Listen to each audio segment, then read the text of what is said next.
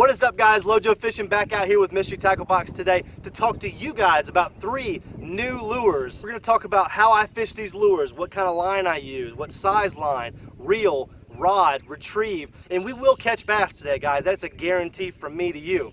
I'm also going to sprinkle in some kayak fishing tips for all you would-be kayak anglers out there. But don't you worry, if you like fishing from the bank, if you like fishing from a bass boat, john boat, dinghy, rowboat, doesn't matter, guys. I'm going to have tips in this video that are going to help anybody catch fish, not just kayak anglers. So guys, make sure you stay tuned.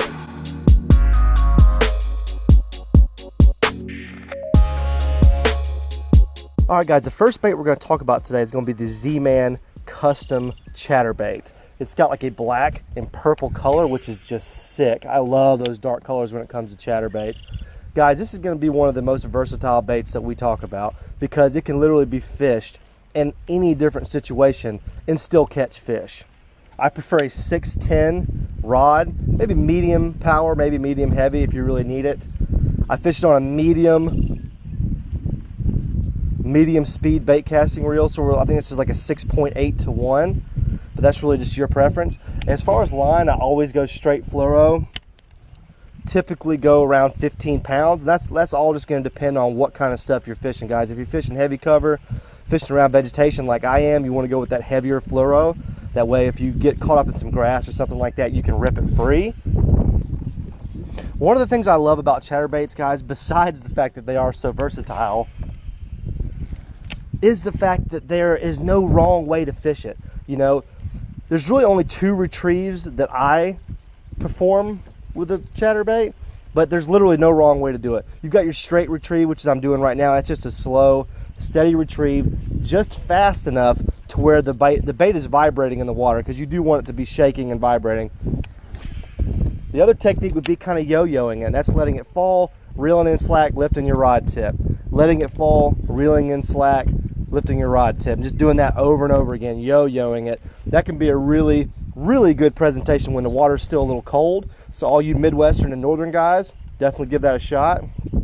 As far as trailers go, some people use chatterbaits without the trailer. You know, some people just go straight up. I'm actually using one of the other Mystery Tackle Box exclusive lures, which is the cream reel screwer. But we're going to talk about that little swim bait here in a little while. But you know, you can use a trailer. I prefer to use a trailer on a day like today. Add a little bit more size to the profile of this lure. That's really going to help those bass dial in on it and locate it in these low light and windy situations. But this is actually perfect conditions for the chatterbait, guys.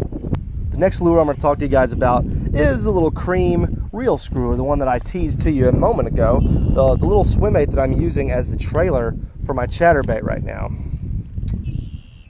But as you can see, I've got it rigged up solo by itself. And this is something that I really like to do in ponds. So for all of my pond fishing guys out there, listen up, okay?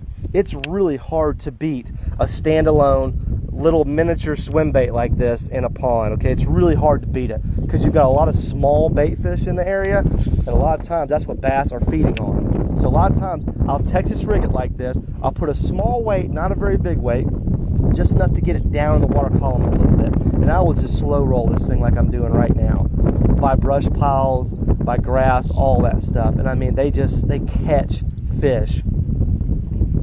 They match this thing up perfectly with the chatterbait this time. I mean, the colors are absolutely perfect for using this as a trailer. I'm gonna see if I can catch a fish using it as a standalone swim bait, because I'm just convinced, guys, this is, I mean, as far as pond fishing goes, you just can't beat a little swim bait like this.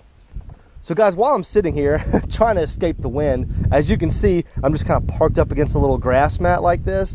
And that is one thing I love to do in my kayak that I cannot do in a boat, and that, you know, you just can't do unless you're in a kayak. I hate using anchors when I'm in my kayak, guys. I just hate it. Don't ask me why. I just don't like it. I don't like having all that rope out, and I don't like, you know, an anchor dragging through the environment, kicking up all this mud and dirt and grass. So what I like to do when it's windy like it is right now, I will simply find a little grass patch like this, and I will just pull right up on it like this. So now I can sit here, I can stand up, and my kayak does not move. No anchor required. And guys, that's the way to do it right there in a kayak. On a lure this small, guys, I'm definitely going to downsize my presentation. I'm going to lower my line size to about 10 or 12 pound fluoro. Like I said, I'm going to use kind of a lightweight. This is like a a 3/16 ounce weight. That's about as heavy as I'm gonna get. Kind of smaller, extra wide gap hook. Medium power rod, that's gonna be key in throwing that lighter bait. And just an average gear ratio reel, guys. That's all you need right there. As far as retrieve, guys, you guys see it. I'm a firm believer in the low and slow. You know, keep it close to the bottom and retrieving at a slow, steady pace. Just enough to where that paddle tail is kicking and that thing is swimming real good. That's about as fast as I want to go right there. All right, guys, the last lure we're going to talk about today is the 5.8 inch Catch Co. Waggle Worm. Okay, guys, this is the closer right here. If you're having trouble catching bass, you can't get a bite on anything else, this is what you're going to throw right here, okay, guys, because this will catch fish. I've got it rigged up on a real light, like little shaky head kind of worm setup. I think it's like a 1/4 ounce. Fishing it on a medium rod. Very important for casting those lighter lures. Medium rod. Reel really doesn't matter to me, guys. Medium gear ratio reel, 6.8 to 1, 6.4 to 1, something like that.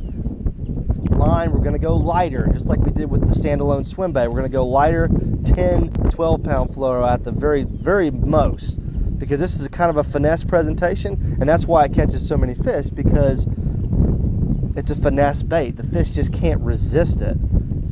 Color is very interesting. I really don't even know how to describe the color. It's like a purple, pink, fluorescent blue flake. I mean, either way, it's a good looking worm. Very appetizing worm. Bass are gonna have a hard time passing this thing up, guys.